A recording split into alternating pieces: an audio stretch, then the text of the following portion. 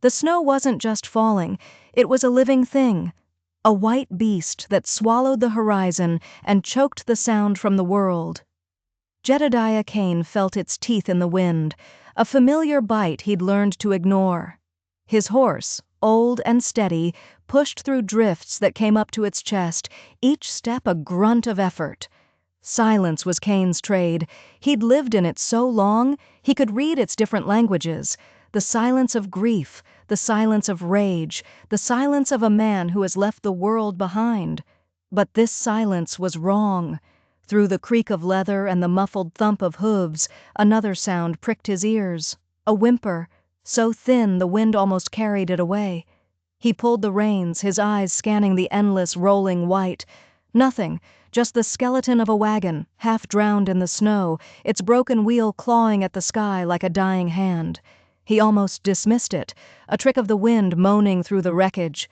Then it came again, louder this time, a cry of pure, hopeless misery. Kane swung his leg over the saddle, his boots sinking deep. Every instinct told him to ride on. Trouble found men like him, and this felt like trouble of the worst kind.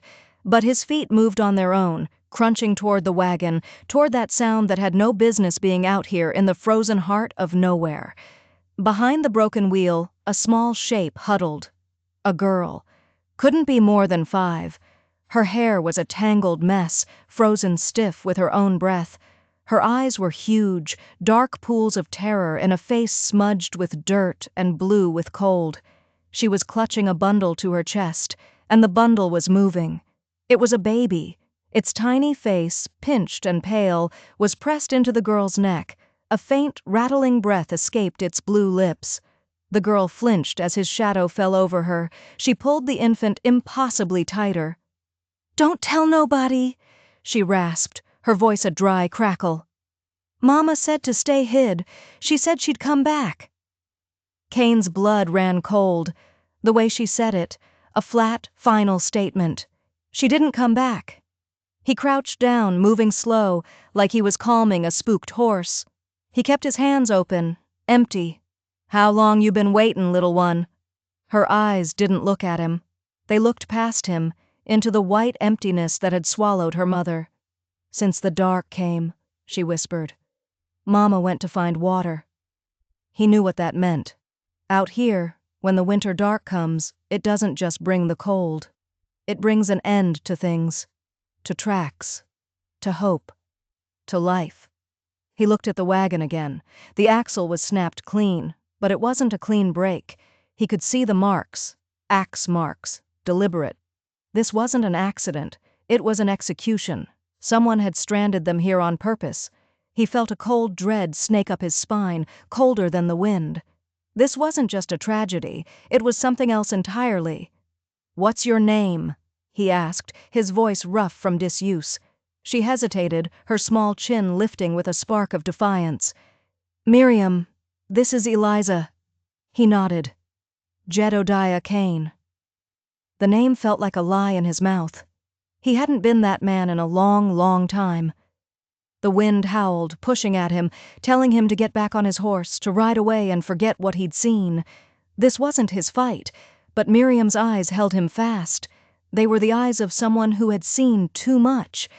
He pulled off a glove, his bare skin stinging in the air, and reached out. The baby's cheek was like ice, a waxy, terrifying cold that meant time was running out. "You'll freeze," he said, his voice harsher than he intended. Miriam's lips pressed into a thin line, clinging to her mother's last command. But then Eliza let out a weak, pitiful wail, and the fight went out of the little girl. Her shoulders slumped. She gave a single tiny nod. He gathered them up. They weighed nothing, just a collection of bones and rags and cold. He carried them to his horse, the girl's head resting against his chest, her trust a searing brand against his frozen heart. He'd spent years building walls around himself, walls of silence and solitude, and in a single moment, 2 shivering children had torn them all down. The cabin was a small, mean thing, hunkered against a hill like it was trying to hide. He kicked the door open and carried them inside, into the gloom and the smell of old smoke.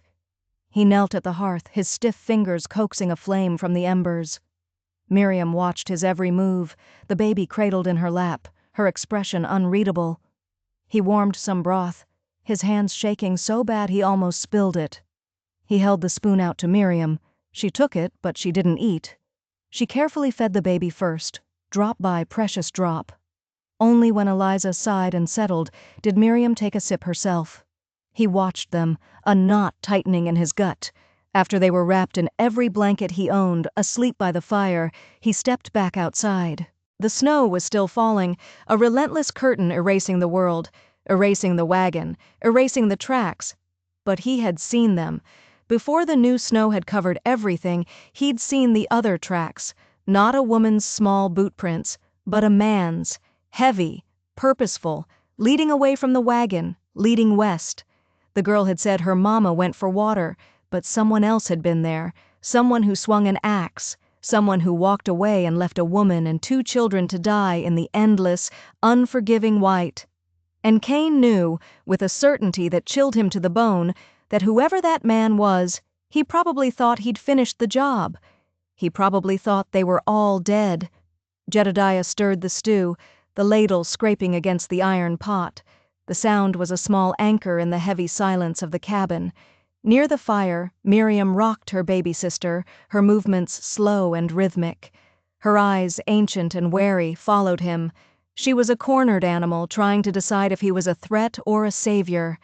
He filled 2 chipped bowls with the thin, watery stew. It wasn't much, but it was hot.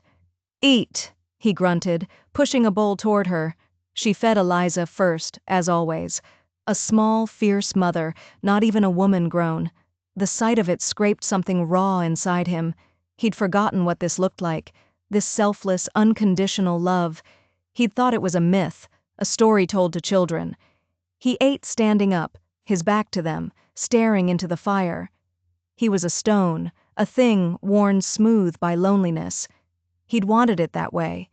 But these 2 small souls were chipping away at him, finding cracks he didn't know he had. "Winter's not done with us," he said, not turning around. "You'll need more than a fire to survive it."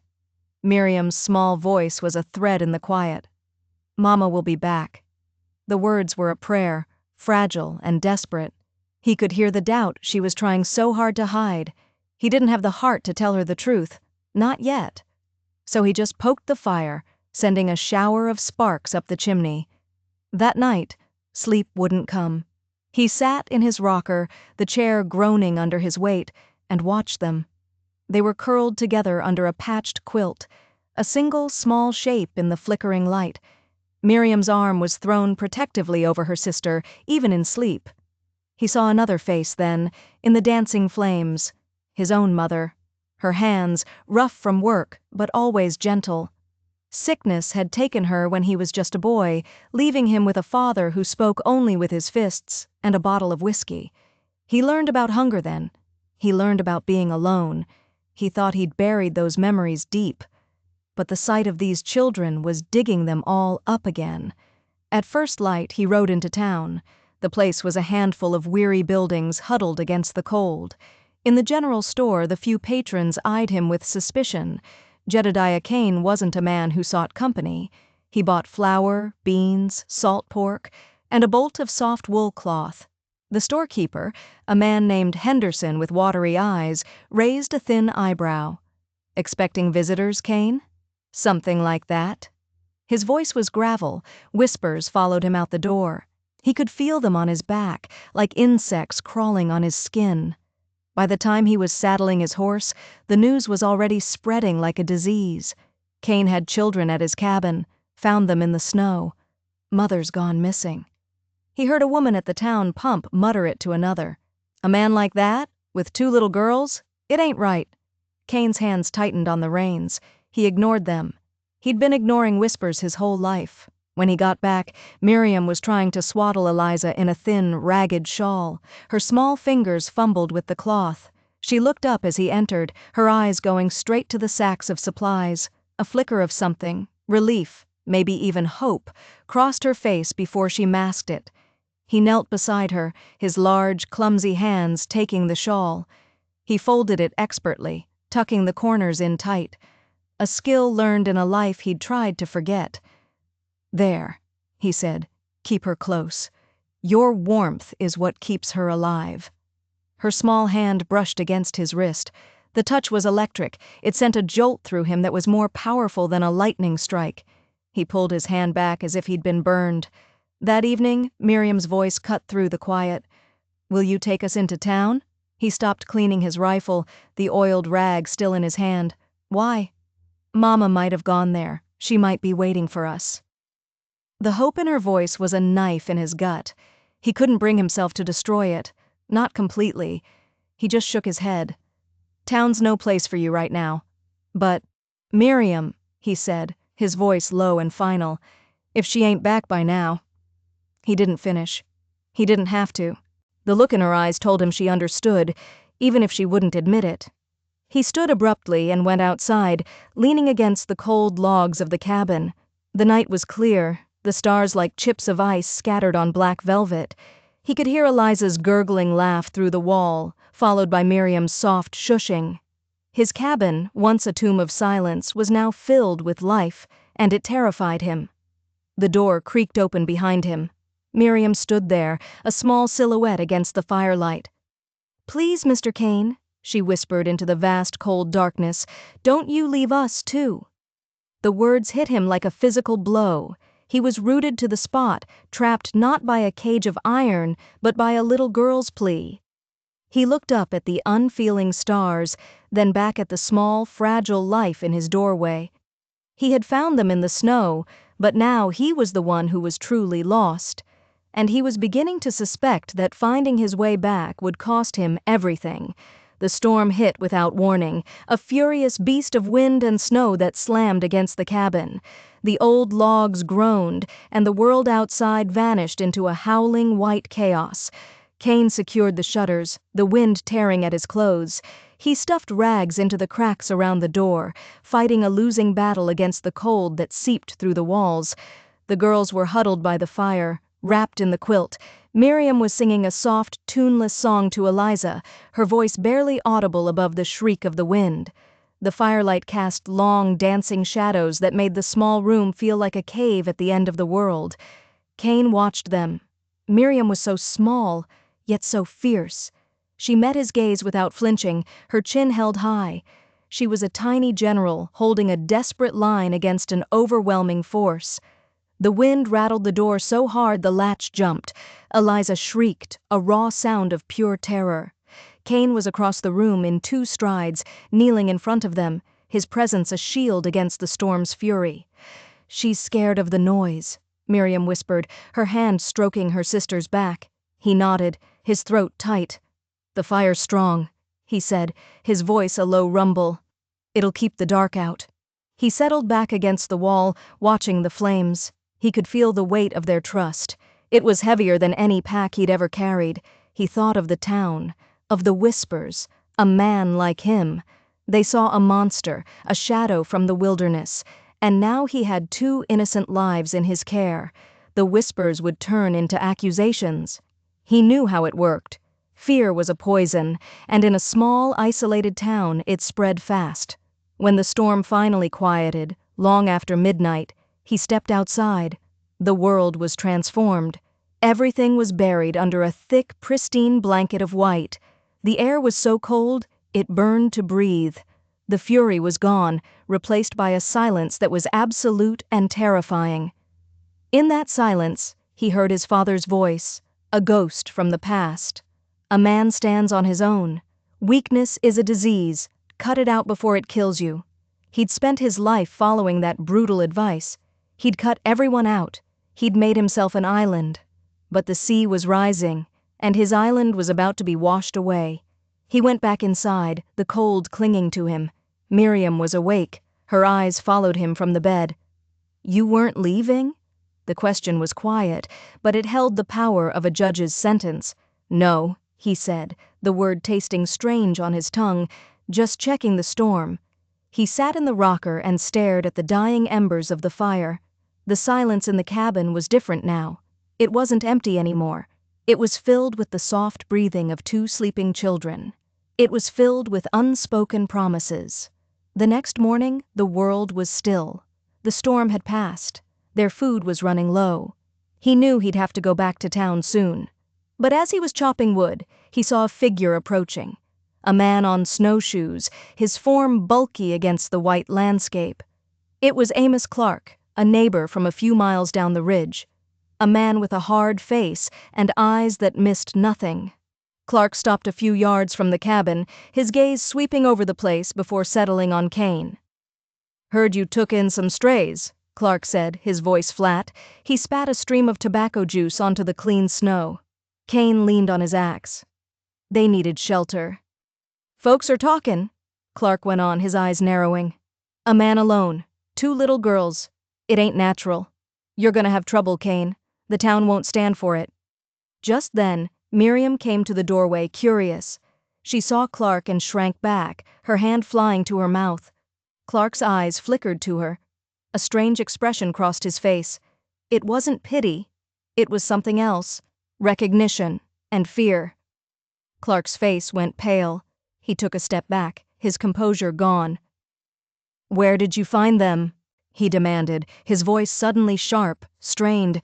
"By the old Miller's Road," Kane said, watching him closely. "Their wagon was broke." "The Miller's Road," Clark whispered, more to himself than to Kane. He looked from Kane to the girl hiding in the doorway, and a raw panic flashed in his eyes. "You listen to me," Clark said, his voice dropping to a harsh whisper. "You get rid of them. Take them to the orphanage in the next county, today, or you'll regret it." He turned and stomped away, leaving Kane standing in the snow, the axe heavy in his hand. Kane stared after him, his mind racing. Clark wasn't just a suspicious neighbor repeating town gossip. He was scared, terrified. He knew who those girls were. He knew about the wagon, and the look on his face told Kane one more thing, a thing that made his blood turn to ice. Amos Clark was the man whose tracks he had seen leading away from the wreck. Kane closed the door, the latch clicking shut with a sound like a trap being sprung. He turned and looked at Miriam, who was still pressed against the doorframe, her eyes wide. "Did you know that man?" he asked, his voice low. She shook her head, but her fear was a palpable thing in the small cabin. She was lying. He could see it in the way she refused to meet his eyes, the way her hands twisted in the fabric of her dress. He didn't push. Pushing would only scare her more. Instead, he went back to the fire and began to methodically clean his rifle, the familiar motions calming the storm inside him. Clark's fear had been a confession. He was connected to what happened at that wagon. And his warning wasn't a warning. It was a threat. Kane now understood. The town's gossip wasn't the real danger. The real danger was Amos Clark. Clark wanted the girls gone because they were witnesses. Witnesses to what?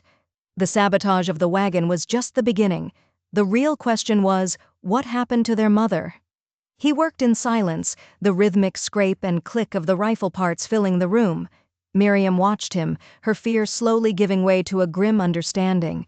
She was just a child, but she knew what it was to be hunted. She had been living with it since the moment that axe fell on her family's wagon. That afternoon he took Miriam outside. He didn't speak, just saddled his horse.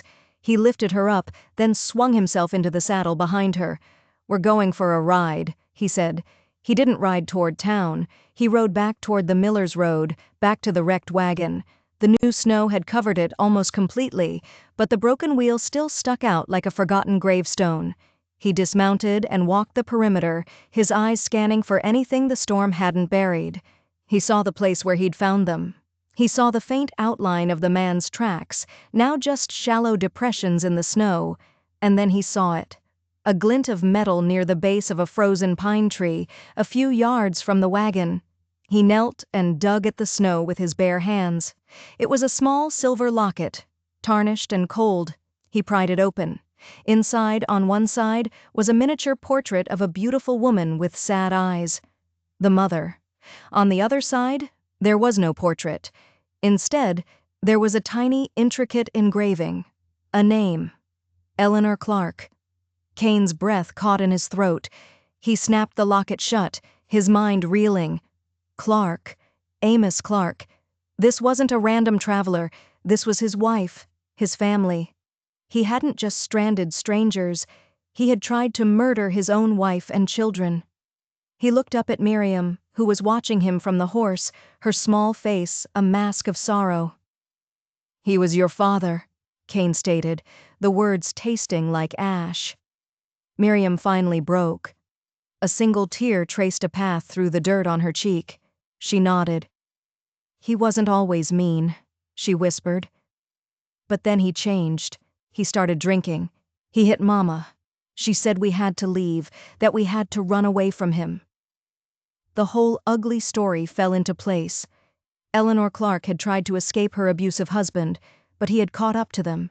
He'd disabled the wagon, expecting the winter to finish the job for him. He'd left them for dead. He thought he was a widower, but his children had survived, and now they were living with a man just a few miles down the ridge. Cain felt a cold, hard rage settle in his gut, a rage he hadn't felt in years. He swung back onto the horse, his movements sharp and precise.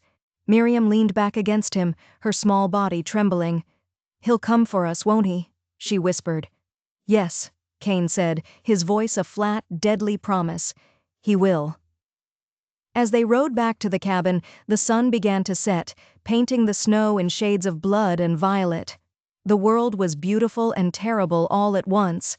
Cain knew a confrontation was coming. Clark couldn't afford to have witnesses. He would try to silence them, one way or another. Cain had spent a lifetime running from trouble, avoiding fights, seeking silence. But now, trouble had found him. It had a name, and it had the face of two small, terrified children. He urged the horse faster. The cabin wasn't just a shelter anymore, it was a fortress. And he would defend it, or die trying. The cabin was no longer a refuge, it was a cage. Every creak of the logs, every rustle in the trees outside was the sound of approaching danger. Cain barred the door and shuttered the windows, plunging the small room into a tense, fire-lit gloom. He didn't sleep. He sat in his rocker, his rifle across his lap, his eyes fixed on the door. He was waiting. Miriam and Eliza slept fitfully, their dreams haunted by the shadows that now filled their lives. Cain watched them, the protective instinct in him a raw, burning fire. He had been a ghost for so long, a man without purpose. Now he had one. It was simple: keep them alive. The next day passed in a suffocating silence. No sign of Clark. The waiting was its own form of torture. The tension stretched tighter and tighter until Cain felt it might snap. He made the girls stay inside, away from the windows. He moved like a predator, quiet and alert, his senses tuned to the slightest disturbance. He knew Clark was out there, watching, waiting for the right moment. The second night was the same. Silence. Waiting. The strain was beginning to show on Miriam. The dark circles under her eyes were deeper. She barely ate. She just held Eliza and watched him, her childish faith in him both a comfort and a terrible burden. He had to do something. He couldn't just wait for Clark to make his move. He had to force his hand. At dawn on the third day, he saddled his horse. He knelt in front of Miriam. "I have to go into town," he said. "You stay here, bar the door behind me. Don't open it for anyone. Not for anyone. Do you understand?" She nodded, her eyes wide with fear. "You'll come back?" "I'll come back." He rode hard, the cold air stinging his face. He wasn't going for supplies. He was going for a confrontation. The town was quiet, the morning sun casting long shadows down the single muddy street. He tied his horse in front of the general store and went inside. Henderson, the storekeeper, was there, and so was Amos Clark. Clark was at the counter, his back to the door. He stiffened when he heard Cain's boots on the floorboards. He turned slowly, his face a mask of false cordiality. "Cain," he said, his voice too loud. "Good to see you. Running low on coffee?" Cain ignored him. He walked to the counter and placed the silver locket on the worn wood. The click of the metal was the only sound in the store. Clark stared at the locket. The color drained from his face. His carefully constructed mask shattered, revealing the panicked monster beneath. "Where did you get that?" he hissed. "Found it," Cain said, his voice flat and cold. "Out by the Miller's Road, near a wrecked wagon. Eleanor's wagon. Henderson's eyes widened. He looked from the locket to Clark, a slow, dawning horror on his face. "Eleanor?" Henderson whispered. "Amos, what's he talking about? You said she took the girls and went back east to her sister." Clark's hand twitched, moving toward the pistol tucked in his belt. "He's lying," Clark snarled, his eyes locked on Kane. "He's a drifter, a troublemaker. He's got some crazy idea in his head." "Do I?" Kane said, his voice dangerously soft. "Your children are alive, Clark. They survived. Miriam told me everything." That was it. The final blow. Clark's composure broke completely. He lunged, not for his gun, but for the door. He shoved past Kane and ran out into the street, scrambling for his horse. He wasn't going to fight. He was going to run. But he wasn't running from the town. He was running toward the cabin. He was going to finish what he started. He was going to silence the last two people who could expose him. Kane was out the door a second later. He didn't bother with his horse. He ran. He ran through the muddy street, his lungs burning, his mind filled with a single, terrifying thought. He'd forced Clark's hand, just as he'd planned, but he had made a terrible mistake. He had left the girls alone. The world narrowed to the path in front of him. Kane ran with a desperation he hadn't felt since he was a boy fleeing his father's rage. The distance to the cabin, usually a short ride, stretched into an impossible, agonizing marathon. Every stride was fueled by a cold, searing terror. He saw the cabin. Smoke curled from the chimney, a peaceful sight that belied the horror he knew was unfolding inside. The front door was splintered, hanging crookedly from one hinge. He'd been too late. He burst through the broken door, his rifle raised, his heart pounding a frantic rhythm against his ribs. The cabin was in disarray. A table was overturned. A bowl lay shattered on the floor, but there was no sign of Clark. Or the girls. For a heart-stopping moment, he thought Clark had taken them. Then he heard it. A small whimper. It came from the root cellar, the heavy wooden door in the floor slightly ajar. He threw the door open. Miriam was huddled in the dark, dusty space. Eliza clutched in her arms. She was crying silently, her small body shaking uncontrollably. He reached down and lifted her out, his relief so overwhelming it almost brought him to his knees. "He was here," she sobbed into his chest. "He broke the door. We hid. He was calling for us." Kane held her tight, scanning the cabin again. Clark had been here. He'd searched for them, but he hadn't found them. He must have heard Kane coming and fled. He was still out there, somewhere in the woods that surrounded the cabin, hunting them. Kane carried the girls to the corner of the room, away from the door and windows. "Stay here," he whispered. "Don't make a sound." He moved to the broken doorway, using the frame for cover, and peered outside. The woods were silent. Still, but he could feel Clark's presence. He was a cancer in the trees, awaiting poison. Hours passed. The sun began to sink, casting long, menacing shadows through the trees. The cabin grew colder. The fire had died down to embers, but Kane didn't dare rebuild it. The light would make them a target. Night fell, and the woods came alive with 1,000 unseen sounds. Every snap of a twig, every rustle of a leaf was Clark, closing in. Kane's muscles ached from the tension. His eyes burned from staring into the darkness. He knew Clark couldn't wait forever. The town knew. Henderson had seen the locket. He'd heard the accusation. Clark was a desperate man, and desperate men do foolish things. The attack came suddenly, a dark shape lunging from the trees, firing a pistol wildly at the cabin. Kane returned fire, the roar of his rifle deafening in the enclosed space. He saw Clark dive behind a large oak tree. A siege had begun. They were pinned down. Clark had them trapped. Kane knew he had more ammunition, but Clark had the advantage of cover and surprise. It was a waiting game, a game Kane couldn't afford to lose. "Mr. Kane," Miriam whispered from the darkness behind him. Her voice was trembling, but there was a new hardness in it. "He won't stop. He'll kill us all." "I won't let that happen," Kane said, his voice a low growl, but he didn't know how he was going to keep that promise. The odds were against them. They were alone, trapped, with a murderer outside their door. Then, through the trees, he saw it. a flickering light, and then another. Torches, a group of them moving through the woods, coming toward the cabin. It was the townspeople. Henderson must have spread the word. They were coming, but were they coming to help? Or had Clark convinced them that he was the victim, that the wild man in the cabin was the real threat? Kane held his fire, his heart in his throat. The torchlight grew brighter, illuminating the faces of the men. He saw Henderson. He saw the preacher. And at the front of the group, his face grim, was the town sheriff. They weren't coming for him. They were coming for Clark. Clark saw them too. He let out a desperate cry of rage and fired his pistol again, this time at the approaching townsmen. The sheriff's voice boomed through the woods. "Amos Clark! It's over! Put down your weapon!" Clark was cornered, trapped between the cabin and the posse. He made a final desperate move. He broke from cover and ran, not toward the town, but deeper into the dark, unforgiving wilderness. The sheriff and his men gave chase, their torches disappearing into the trees. Kane stayed where he was, his rifle still trained on the woods. He listened as the sounds of the chase faded into the distance. It was over. The immediate danger had passed. He lowered his rifle, his arms trembling from exhaustion and adrenaline. He turned and looked at the two small figures huddled in the corner.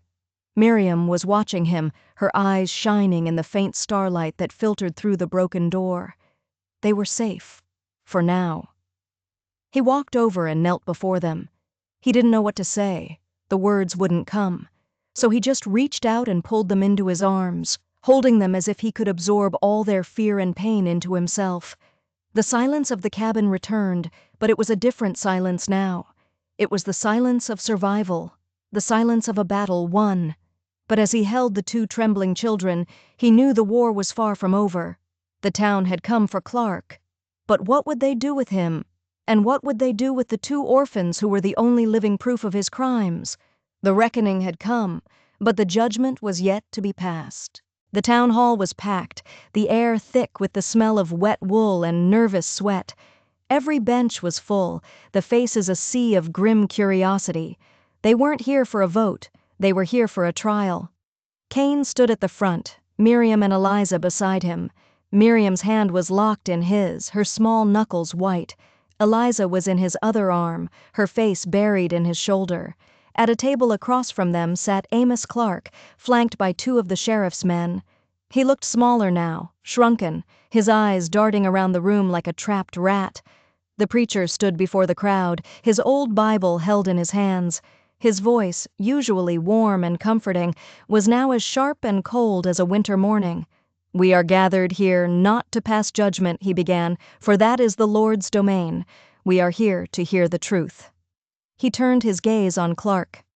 "Amos, you have been a member of this community for many years, but a dark accusation has been laid against you.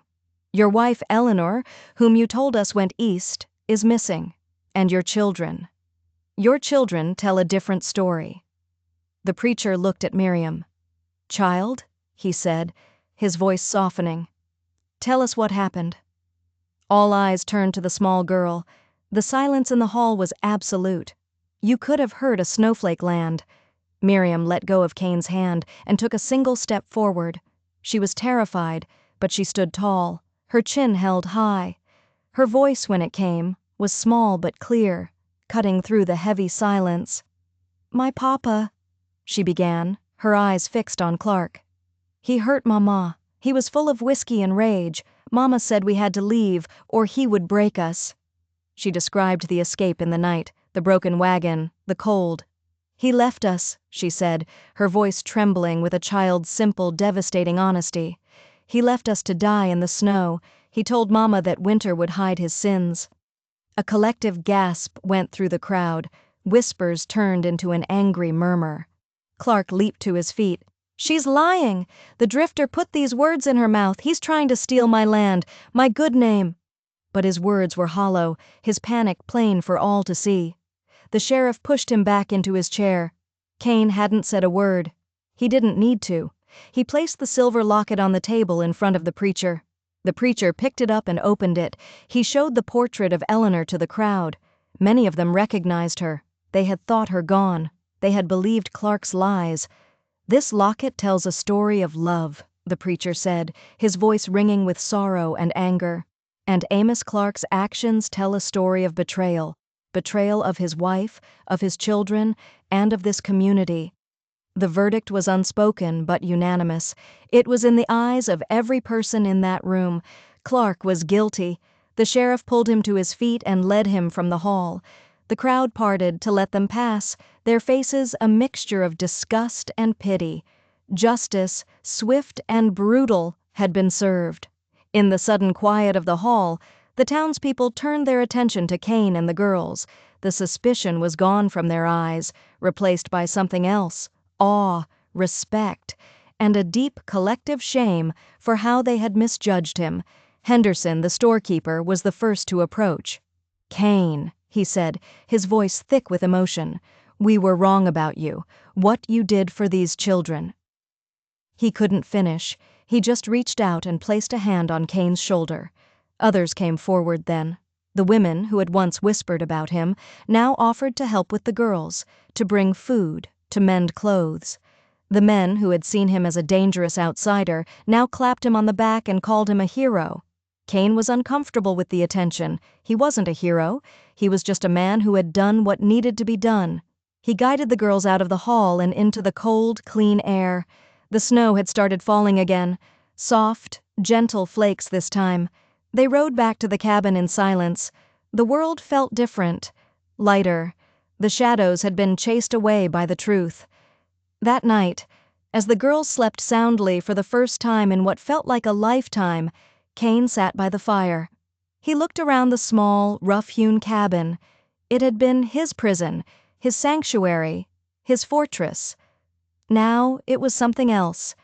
It was a home. Miriam stirred in her sleep. "Are we a family now?" she murmured, her voice soft with dreams.